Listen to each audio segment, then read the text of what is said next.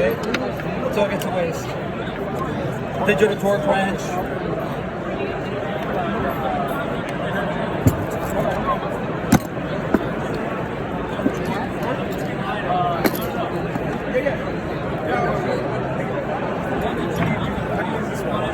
So on this one,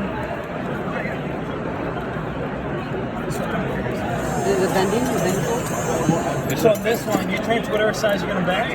Right now you're doing 1/2 inch copper. It's tight. No. You take the other hand your copper, line it up to the 1/2 inch mark. Hold it. Is it there? Now with your thumb, pull forward. There you go.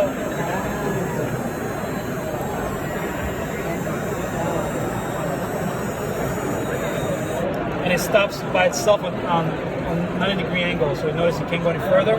I'll pull it back with just your thumb. And the little ledge pulls it out for you. Yeah, my buddy is. There you go, no kinks. Perfect 90 degree.